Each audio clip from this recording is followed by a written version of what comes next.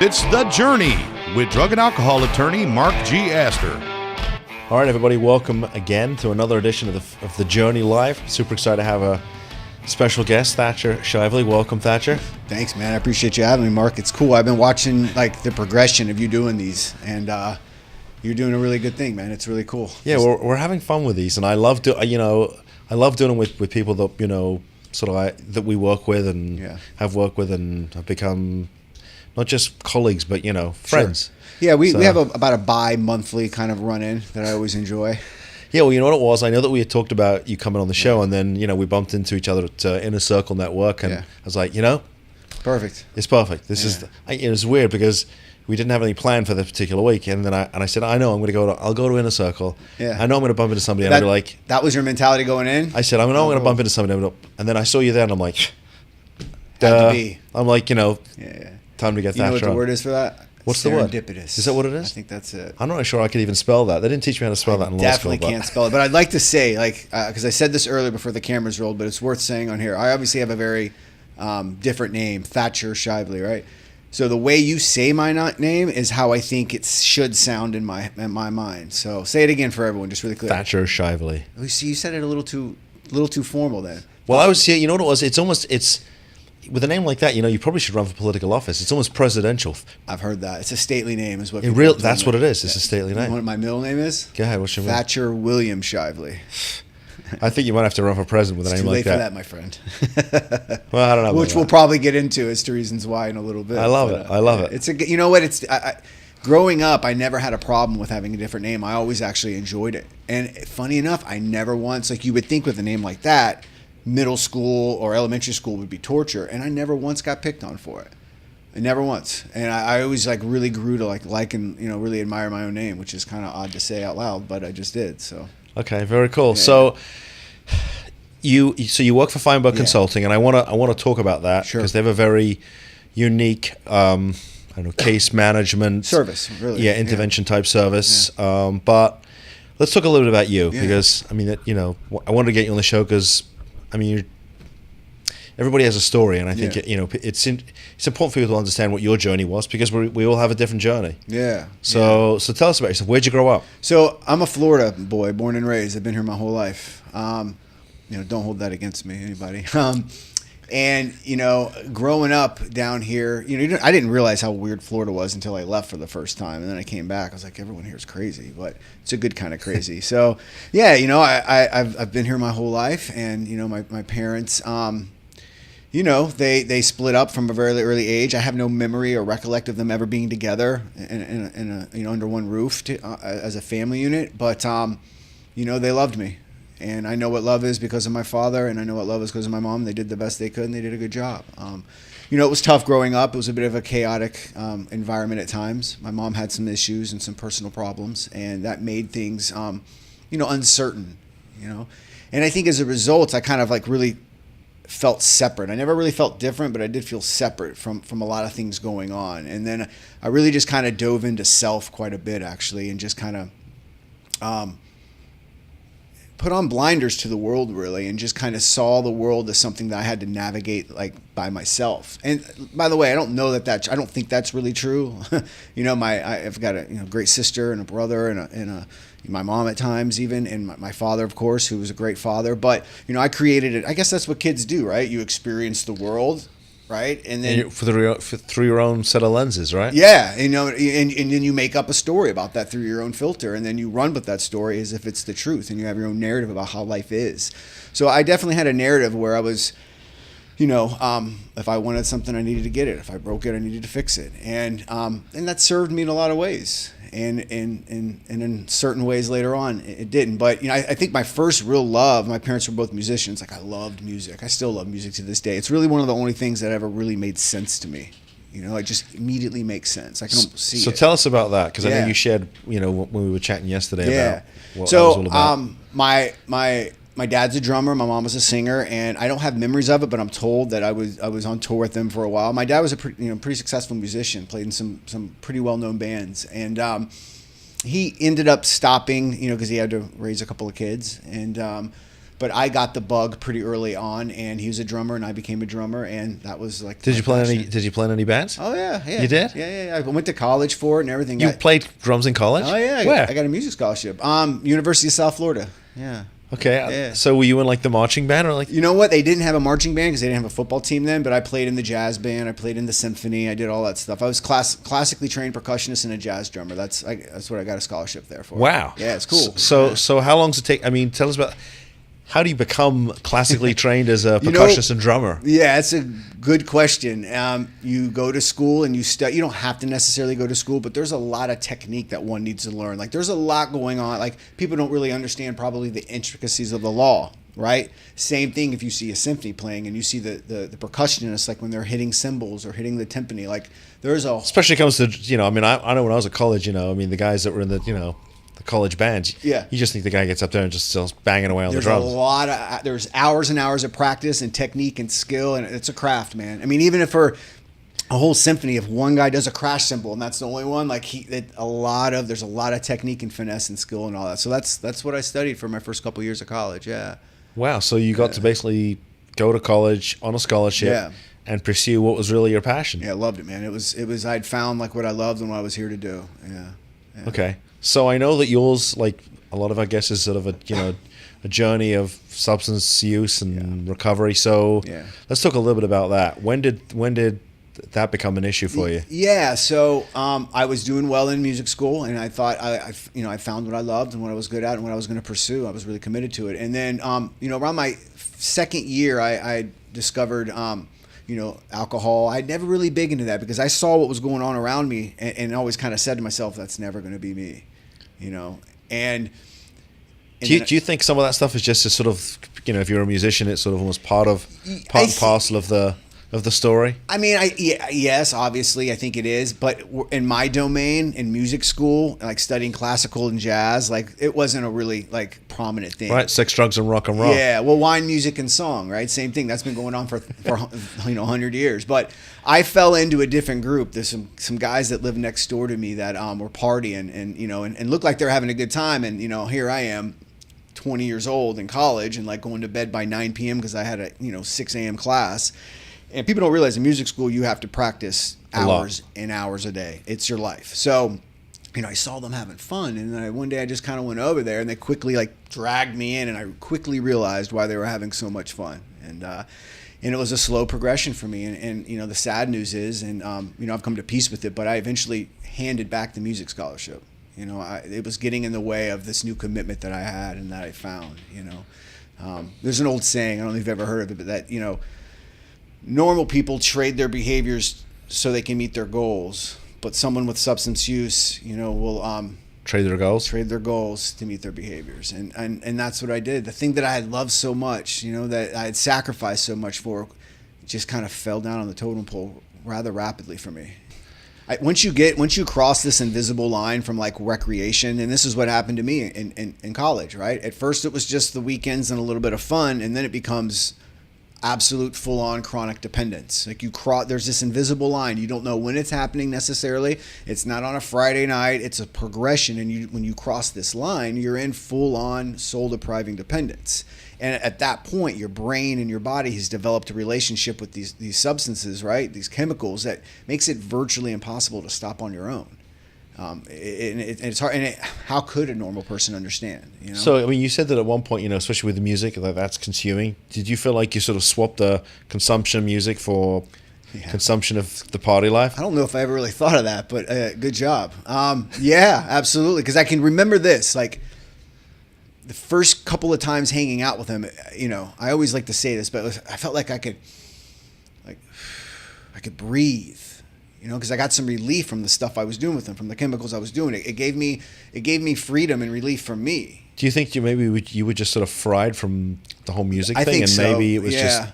I think because I had worked really hard for a really long time, and when I got to experience a little bit of relief, I had some freedom, and I can remember making this decision, like I'm gonna commit to this. I'm gonna see this through. I can kind of remember like saying that to myself, and.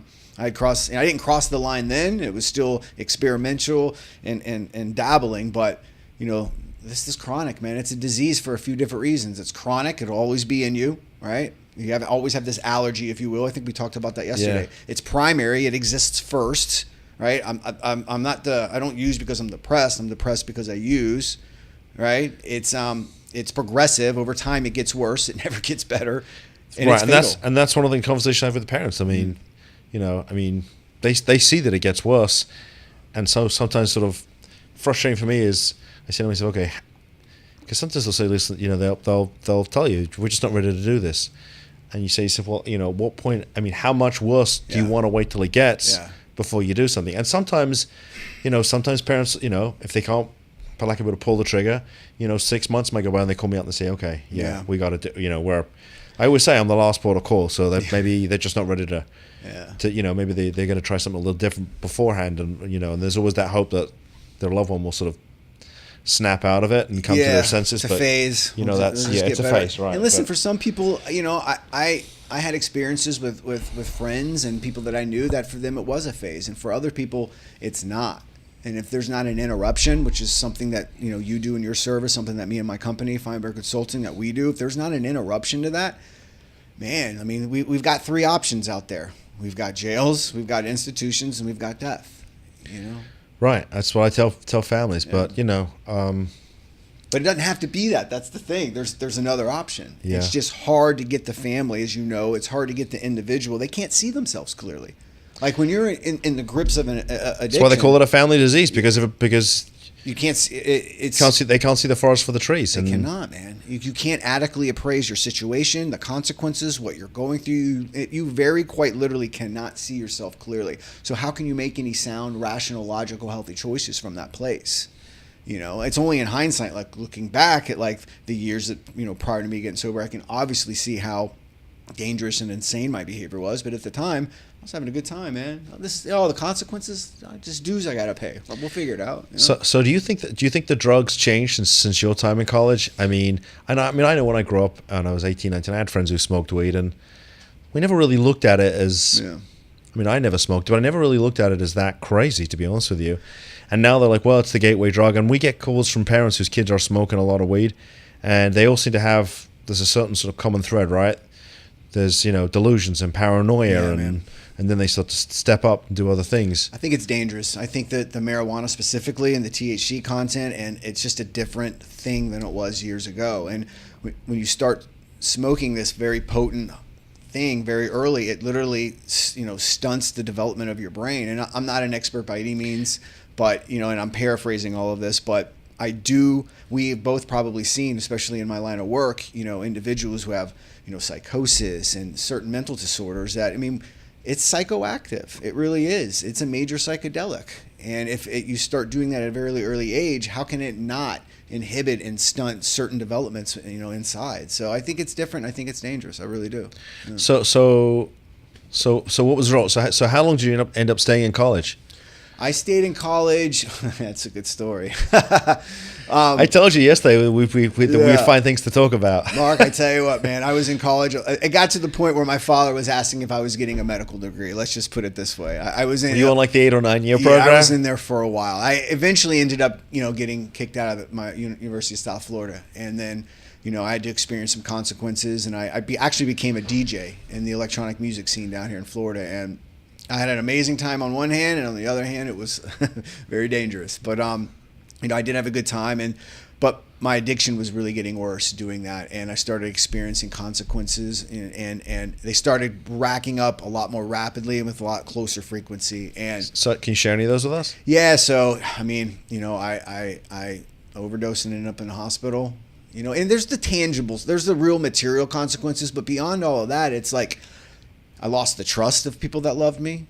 I lost self-respect.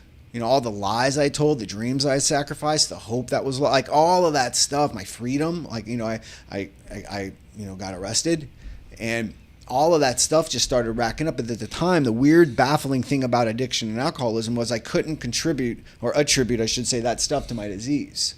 Like I said earlier, that was just dues I had to pay.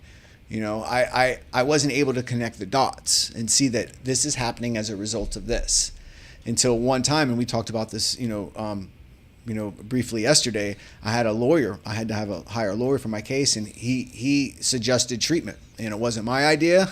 I didn't want to do it, but he made it so I didn't really have a lot of options. And thank God. So that shows the importance of having like services like you to come in and kind of like handle that stuff. So I went to treatment. He arranged it, and it was only then that I started to realize, once the dust settled and I got a clear head, right, and I got a couple meals in me, that I was able to see that, like, wow, like, you're not a victim of circumstance here. Like, I became accountable in there. I could see how all the choices that I made, I could see myself clearly. How long did it take for the ball to drop, as it were? The ball to drop. And me end up there in treatment? Well, what I mean is that when you got in treatment, at some point you said, gotcha. You got a little clarity. You said, not long, man. My life's going the wrong direction, and now I know why. Yeah.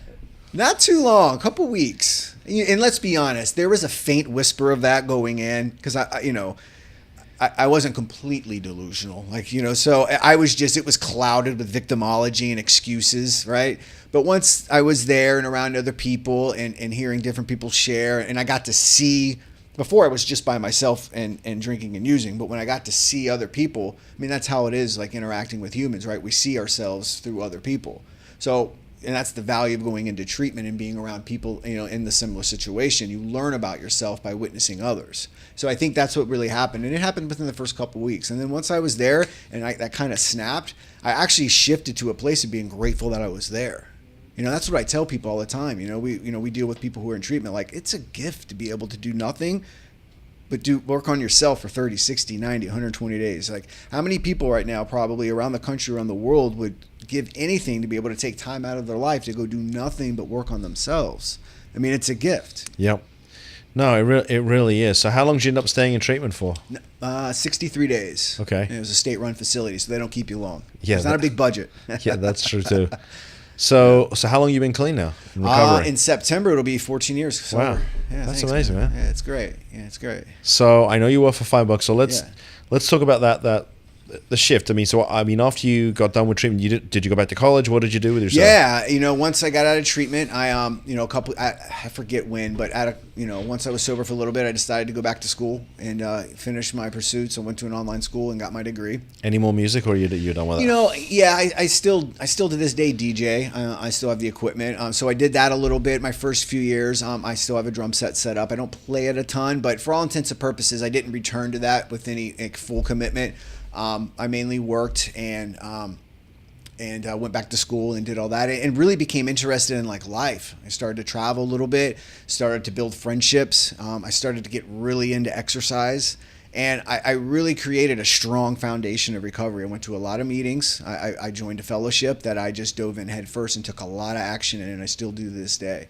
I think it's very important for me to have my own personal recovery and practice around that.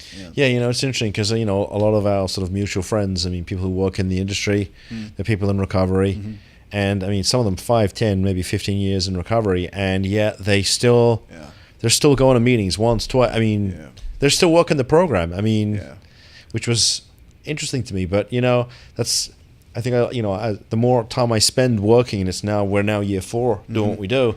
It's like the more I learn about sort of the mechanics of this thing, and I tell the families, look, I'll get your loved one into treatment. Sure. They'll probably almost certainly get clean. Yeah. But if they're going to do 90 days or 6 months, and then they're going to go back to their old lifestyle, their loser friends, whatever it was that the circumstances which had them in that environment where they were going to not be able to get into recovery, then honestly, if they're not going to continue to work the program, I think you're going to be disappointed with the results. It's a nice way of putting it. Yeah, the recovery begins the day you leave. Treatment's great. You learn a lot about yourself. It's an education. For me, in treatment, I always like to say this: a window opened up, like I said earlier, where I could see myself clearly. I saw who and what I was, that I couldn't drink or do drugs safely, and I couldn't stop or stay stopped on my own. But that in of itself isn't really a full-on solution. It's just kind of information. It's an opening. It's a discovery of facts. So I learned that in treatment and super grateful, right? But the solution for me really started the day that they, told me to leave. And I hopped on a train and came to Delray Beach and joined a fellowship and started seeking and creating relationships and all that kind of stuff. And I think that's the power of what Feinberg Consulting does as a case management company. We really provide aftercare for individuals. It's really not even aftercare. It's long-term maintenance, really. So let's talk about that. How did you? So I know you told us you finished up your degree. Yeah. Mm-hmm. So how did you end up working sort of in our industry? So I had met Pam Feinberg and Steve Feldman, the owners of Feinberg Consulting. We did a training together, a program. It's called Gratitude Training, a personal development program. And we did that together, and I got to know them, become friendly with them. And they had asked me to do some contract coaching for them. One of the service lines that we have that is under the umbrella of Feinberg Consulting is our addiction and mental health service line. We do case management, assessments, interventions, family coaching, treatment placement, and recommendation, and recovery coaching as well. So they hired me to do some coaching for their male clients down here in Florida, because we have a staff here in Florida, and we also have a staff in our corporate headquarters is in Michigan. So that was around 2015 or 16. They asked me to come aboard and do some coaching, and that just led to more involvement with them. They liked the work that we were able to do and what we were able to create together. So they hired me to do some business development and outreach stuff and continue to coach. And I got my certification while I was with them those first few months. And I sit in with them on interventions, and it's been great, man. We really love what we do, and we really feel like we're making a difference, and we're proud. Yeah. Well, that's great. So how long have you been with Feinberg? I've been with Feinberg now off and on since around 2015. I'm bad with dates with that. I should probably look at that. Yeah. Maybe it's 2016. Don't quote me on 15. So I know you said they're based in Michigan. Yeah. So how do families end up finding them? It's usually word of mouth, to be quite honest with you. But, especially up in Michigan, we've got a really great community presence in the West Bloomfield area and the Michigan area. We've been doing case management for 23 years for individuals who have catastrophic injuries like traumatic brain injuries, spinal cord injuries, amputees. So we're a well-known established company, and we've been doing this particular service line, the addiction and mental health, for the past 8-9 years. So a lot of times families find us from word of mouth, really. And down here we work with attorneys like yourself, and we work with treatment centers and therapists, who make referrals to us for individuals who are in need of things like case management. It's really like she was really good, and Pam was able to take the model that she had for case management for catastrophic individuals and kind of duplicate that model and apply it to individuals with mental health and substance use. Right. Yeah. So it's been really good. What caused the shift for her between what they were doing before, which was the catastrophic injuries type things, and then the shift to substance use and mental health? She had a client actually in catastrophic that needed to find some treatment. They had developed a problem with their pain medication, and she didn't know anything about the treatment space. And she ended up finding a treatment center down here and placing them in here, and then was making visits down here to check on him, and then really realized that there was a real need. Because I can only imagine she probably wondered, well, what happens when he leaves? Right. And what if he stays down here? He needs support. So I think out of that, her model was really born, and it's been like 8-9 years. Yeah. So let's talk about some of that stuff, because, talk a little bit about the case management. What that's all about, because, a lot of the time it's just sort of the client and me. Yeah. But there have been times where I've worked with interventionists and case managers, and I'll tell you, it really makes a difference. It makes a difference to me. Yeah. And it makes a difference to the you, like in terms of what you're doing. Well, yeah, because it's such a different area of. I always feel like I'm more of a therapist clinician first and a lawyer second. What we do is very similar actually, but go ahead. And so and a lot of the time when the parents call me, right, they're very much in crisis, right? Yeah. They're emotional, they're spent. Financially, sure. Physically, and emotionally, they're exhausted, and so they come to us. So, a lot of the time, clients, for lack of a better term, sometimes we're talking to the client, not the child, but the client off the ledge, right? Yeah, and so sometimes they'll initiate it, and then they'll have what I call buyer's remorse, right? They'll say, I had a mom very recently. Am I doing the right thing? Yeah. My kid's going to hate me. Yeah. And so. I think through experience, I share, and I tell the parents, look, I'm not a clinician, but let me just share some experiences I've had with some of the other families that we've helped. Sure.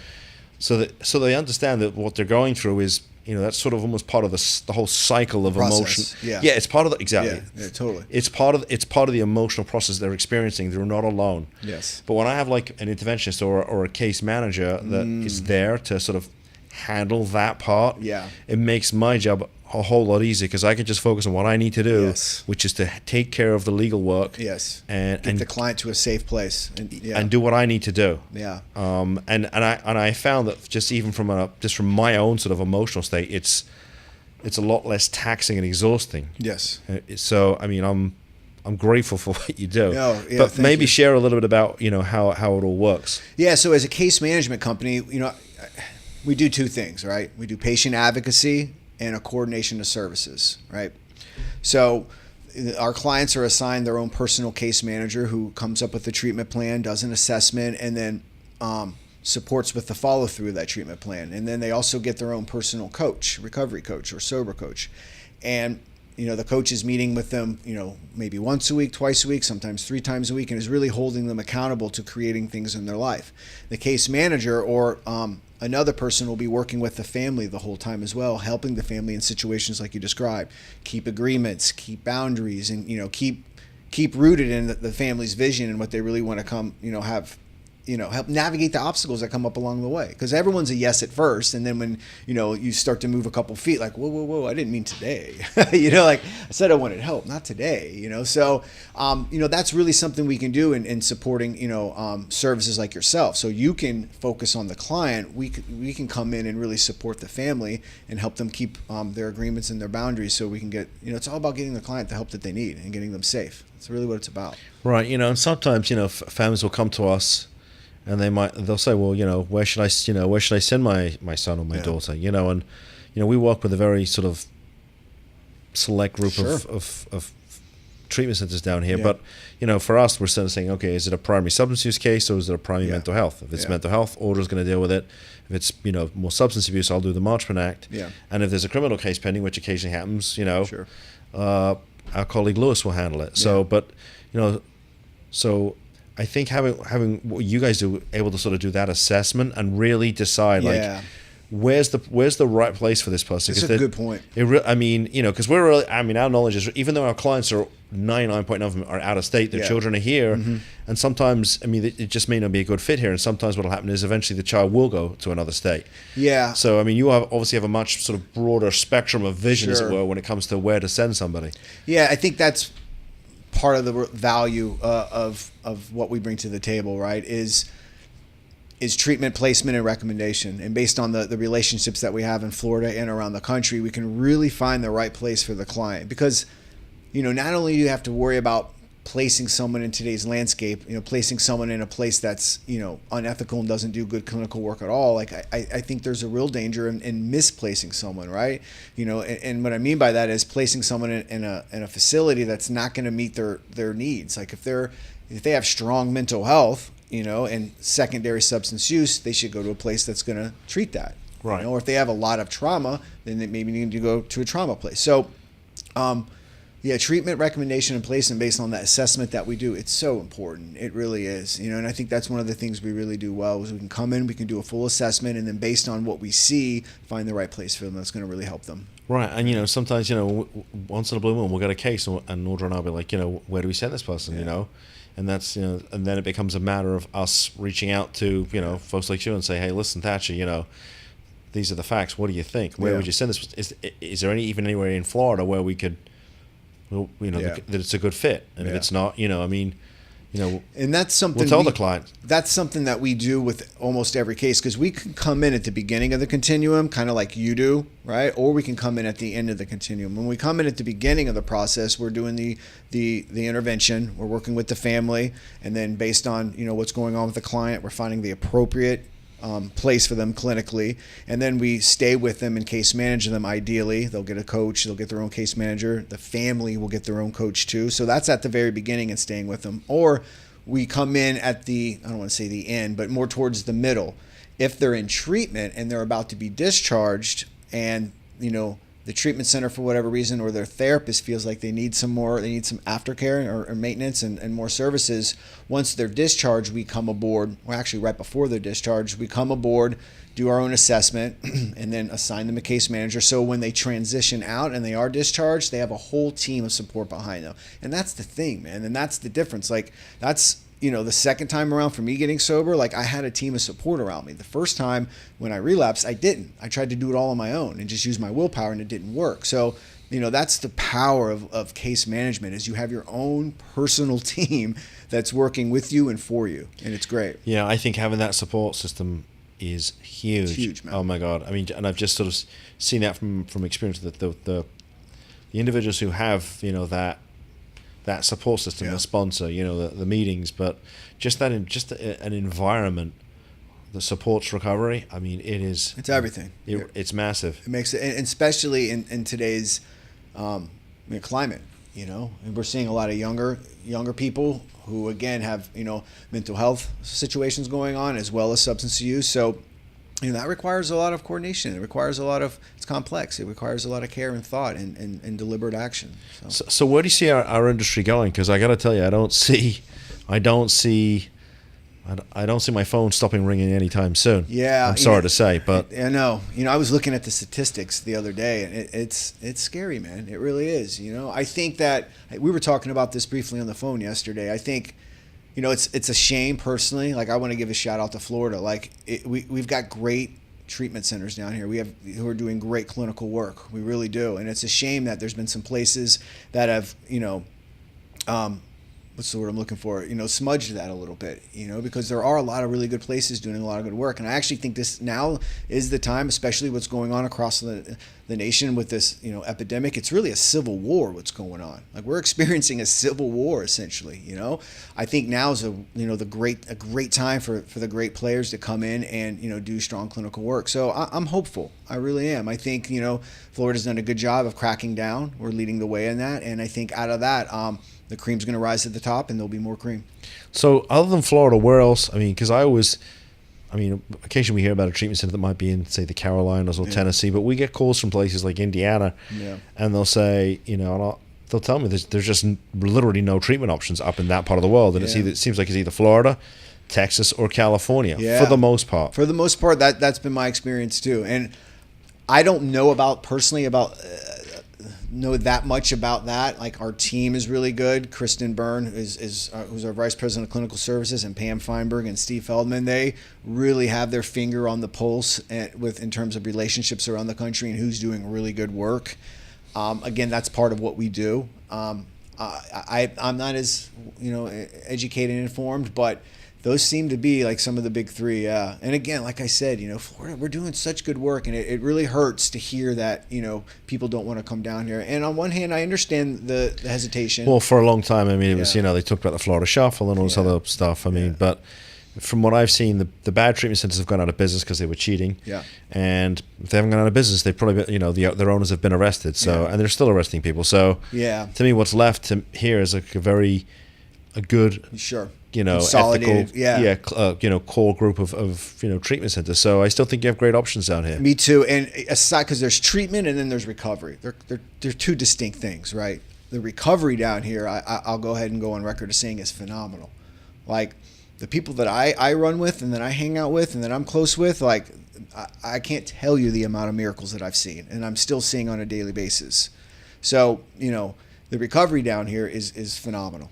And I've seen it firsthand. I've had it happen in my own life, and I've also seen it with my own eyes. So, I definitely wanted to say that. Yeah, and I know you told me yesterday that you're a sponsor too, right? So you talk the talk, but you walk the walk too, right? You're helping some people stay in recovery. I am. Again, like I said at the beginning, it's part of my practice, and it's something that I love, that I'm passionate about, and I feel I don't want to say a sense of duty, but because I don't see it as a duty or an obligation, I see it as a gift and an opportunity to be able to give back. And it doesn't just help keep me sober. It's given my life a meaning and a purpose. Just like, listen, I know how you feel. Yeah, listen, for me, when I was using drugs and alcohol, gave my life meaning and purpose. Like I had a spiritual relationship with it. So I needed something to replace that. And that's what having principles and living a path and of recovery has done. It's replaced that and given my life meaning and purpose. So I'm able to have that not just in the work I do, but also in my own personal recovery. Yeah, how many people are you sponsoring right now? Quite a bit, probably 6. That's a lot of people. Yeah, Yeah. That's great, man. I'm proud. I'm happy to do it. I love it. I'm really grateful, man. So for the folks who are watching the show, tell them how they can get a hold of you. How do they find out more about what you do and Feinberg? Yeah. So you can go to our website, feinbergconsulting.com. We've got a blog up there. Our marketing team does a really good job of creating some cool content. Me and some of the staff there, we all collaborate and write some really cool articles on recovery and our different service lines. So you can definitely find us there. We're on Instagram as well. You can. I don't know if I can give them my email address. It's probably absolutely a little too long. Unless okay. It's okay. Do your thing. I'll do it. I'm going to give them my information too. So if they can't find you, they'll find me. And then you can refer it. Yeah, exactly. So my email address is tshivley at feinbergconsulting.com. So it's tshivley at feinbergconsulting.com. It's a mouthful. That's okay. Yeah, it's a big one. And our website as well. I'm going to give them my information. They need to get a hold of you. So folks, thanks for tuning in. By the way, while the show's going on, if you have any questions, post them. We'll do the best we can to answer them. And if you want information about what we do, or you just want to reach out to my good friend Thatcher here, you can find us on the web at drugandalcoholattorneys.com. We are on YouTube, Facebook, Instagram, Twitter. And you can email me, Mark at drugandalcoholattorneys.com, or just give us a call, 561-419-6095. And thanks for tuning in to another edition of The Journey Live. Thank you so much, Mark. I appreciate you having me. Thanks for coming on, Thatcher. Thank you.